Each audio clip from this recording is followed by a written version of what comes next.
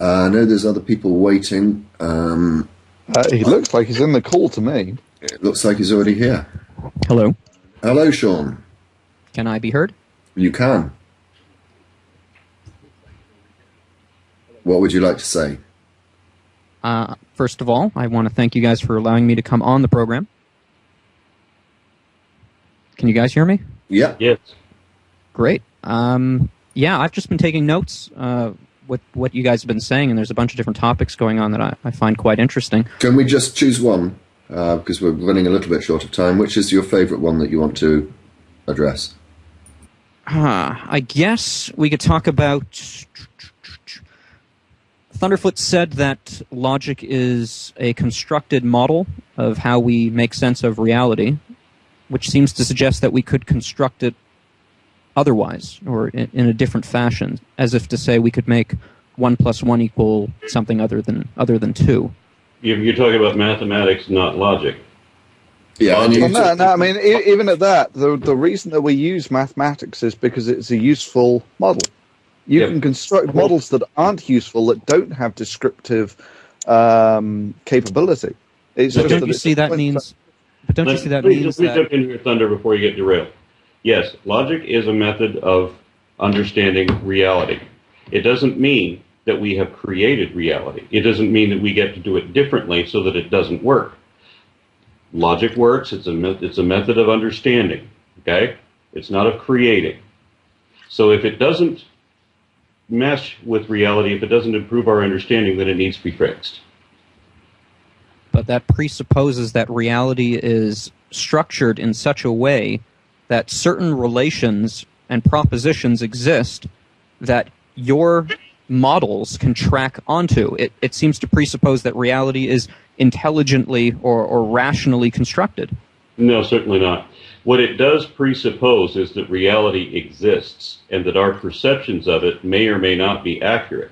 Almost certainly our perceptions will be inaccurate to some degree, but if we weed away the faults in our perception, we will zero in on the truth, because there is one. Reality so truth exists. You said it exactly correct. We can narrow in on the truth, which means the truth is external to us. Yes. And truth is a proposition. It is. No, it is not a proposition. Reality is total misquote of what Aaron just said. Do you accept that reality exists? Certainly. Okay.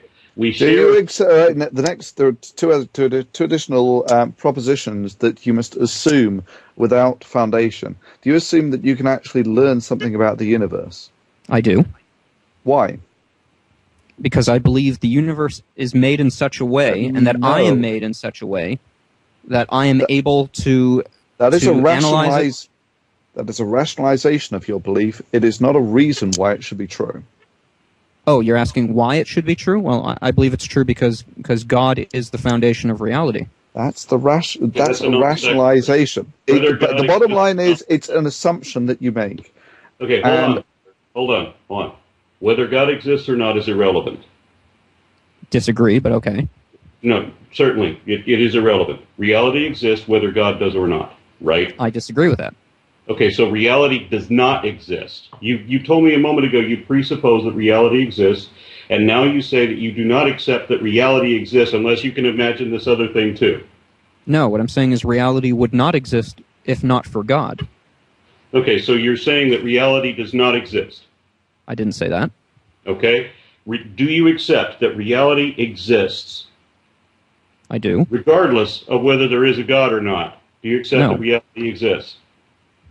We're not talking here, Sean, about whether God created reality, but whether reality can exist without a God also existing. I would be uncertain that reality existed if it were not for God. Well, that's a different thing altogether. You're assuming there is a God and not accepting that reality exists independent of that. If we're going to argue that God created reality or God did not create reality, in either case we must agree there is a reality whether God exists or not. I see. Agreed? So what you're doing, Aaron, is you're putting reality over God. You're saying reality is a more fundamental truth than God himself. Well, of course. I disagree with that. We can prove exists. Yeah, but you might disagree with it, Sean, but you can't prove it. That's your problem. What I'm saying is, without God, you can't prove reality exists. Oh, what absolute so then reality nonsense! does not exist. My point is, you're using, in order to prove anything, you have to assume that there is something to be proved or that anything can be proved, which means there has to be, as you said, truth. And Let me try a line of reasoning here. The three assumptions that we all make is, first of all, the universe exists. Secondly, you can actually learn something about that universe. Thirdly, the models of predictive utility are better for us than models without predictive utility. From that primary construct, you have then actually created a model which inserts God at the beginning of all of this. Now, that model has no predictive capability, it has no utility, and therefore it is a bad model. And I think it has plenty of utility. Where is... Well, give us your best example, Sean, of what the utility of having God at the foundation of everything is. Well, it answers the most fundamental questions of existence. No, it doesn't. No. It simply does not. Let's actually go for the practical benefits. The practical benefits. Science works. What does religion do? You've had 2,000 years since Jesus died. Now, was the first thing after Jesus died is there was the Renaissance and all of that? No, that actually waited for science, for the Enlightenment. Right? So where are the actual achievements over that first 1,500 years after Jesus died? Where are the tangible benefits of this model that you've proposed that God created everything? Hello. Sure. Hi there. There's Hi, two I'm things. sorry, I just brought James back in because he sent a message wanting to discuss this argument that you've raised. And, before we come back to you, Sean, can we just hear from James very briefly? James. Yeah, let me go ahead and kill my blog TV, okay? Yes, I'm here. Okay, you wanted to raise a point about what Sean was saying. Well, he's making the same argument I just told you that I think is catching on. I'm seeing it used by James White, of course, Dr. James White, Matt Slick, of course, of Karm Videos, and I think it's something.org, I can't remember. And also by proofthatgodexists.org, I think it's Hovind Sun that runs that. They're starting to catch on to this. This is something that is catching on. I don't know about in Europe or UK or whatever, but I know it is here. And what he's arguing here is that you can't know anything for sure without his God. In other words, you can't account for anything without his God. You can't account for logic. That in itself is a proposed model. And like I say, I mean, everyone actually works on the algorithm that models with predictive capability are better than those without. I mean, it's a defective model. Yeah, it's not even a model. It's an assumed conclusion. An assumed conclusion is a logical fallacy. It is not a model. Right. Sean, do you want to come back? Argue. Do you want to come back on that, Sean?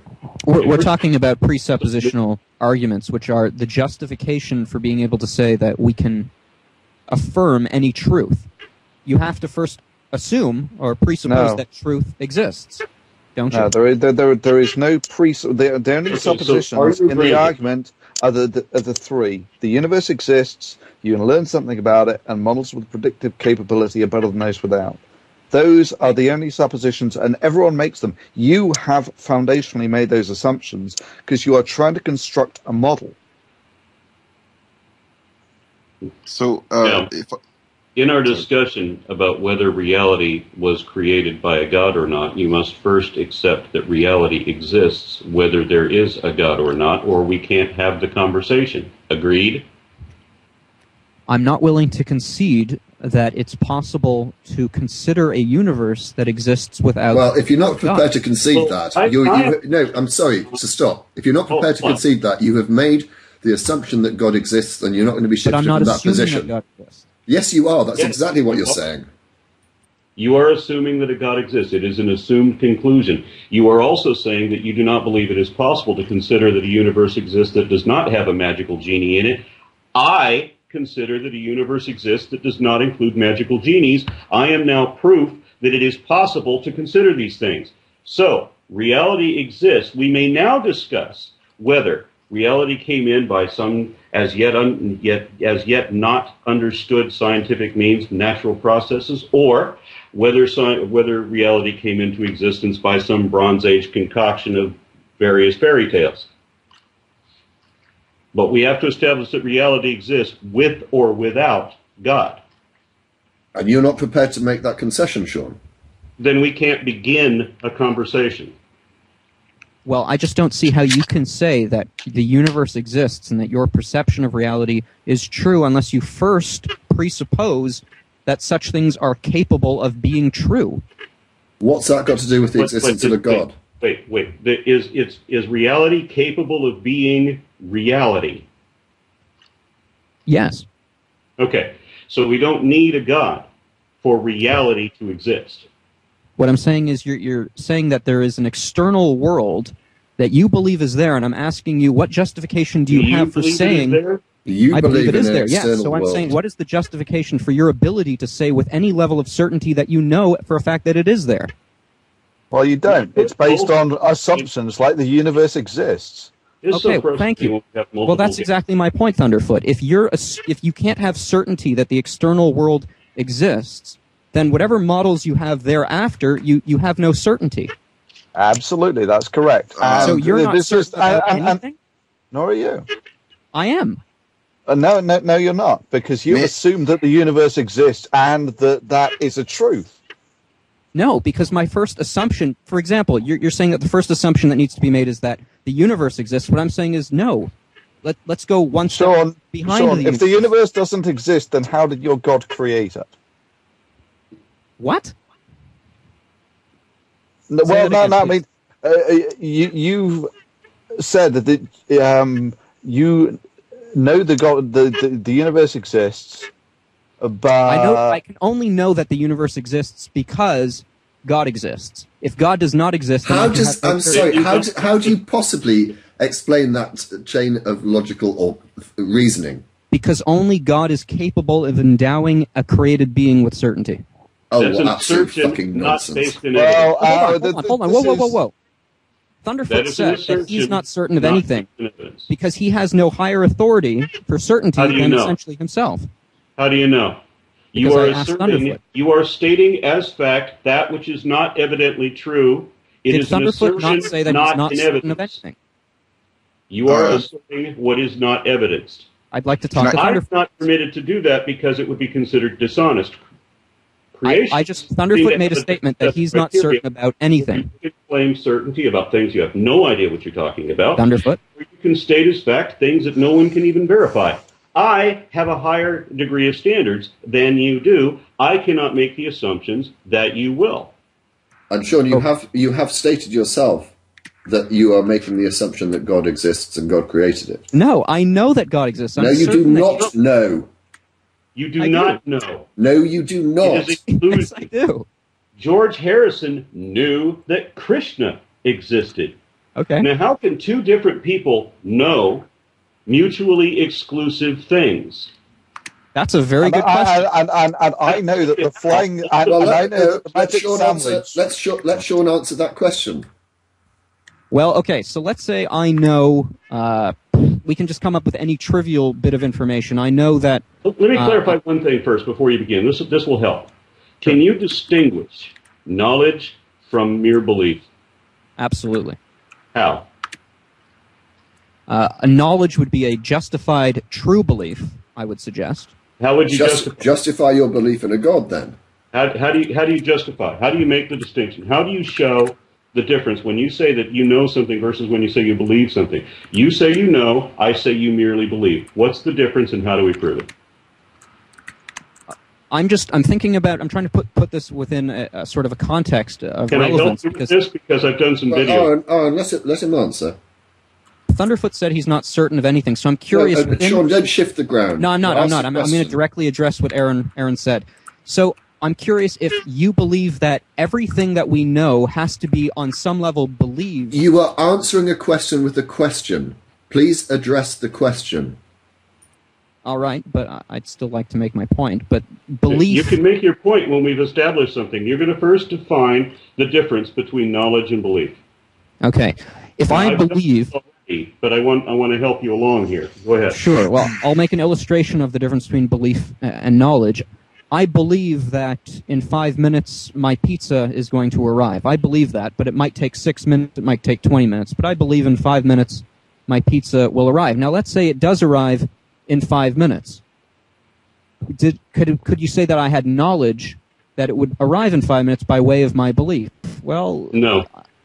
I agree. No. Just believing something, even if your belief is true, is not a knowledge of it. A knowledge would be, Right. I am certain that it's going to arrive in 5 minutes, and then it does. So it's a justified true belief. No. All right. The strength of your conviction has no relevance. You can be completely deluded, as George Harrison was. He knew, remember, that Krishna existed. He said Well, then that clearly he he was wrong. So, well, clearly he was wrong, so he did not know. What is the difference between his delusion and yours?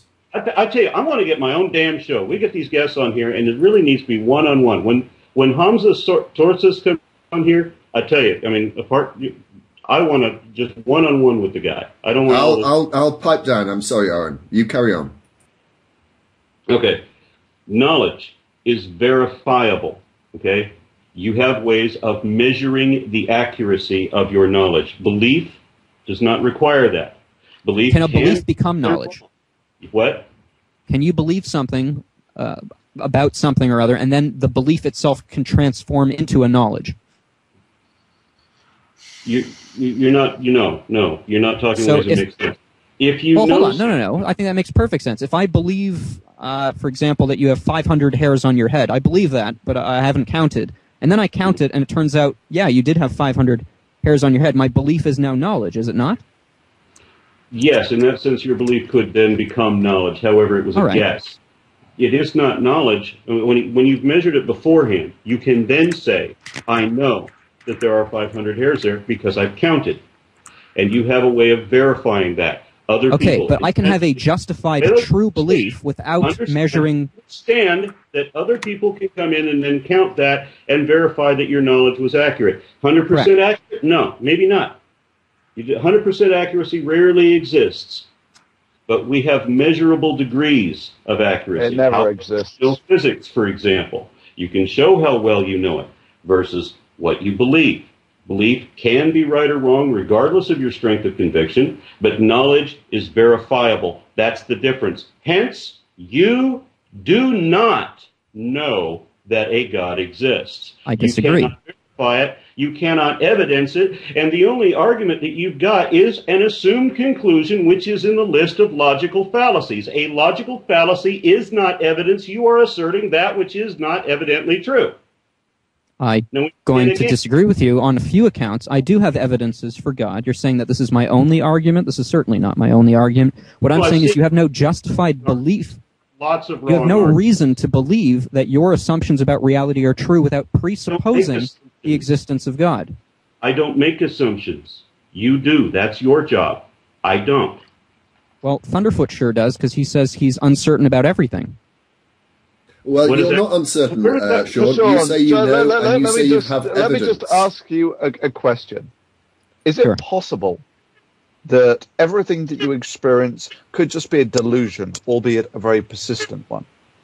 I'm going to go ahead and say no. And how do you work that out? Because- I mean, how do you accept that there are people who are not firing on all cylinders? People who are Oh, yeah. completely crazy? Yeah. How do you know you're not one of those people? Because I know the God of truth. No, you allows me don't. to know You things. assert without evidence that which you assume as a logical fallacy. It is not knowledge. It is a belief. I mean, I disagree. if you just I know you are disagree. happy to assert things and call that, When you disagree on that point.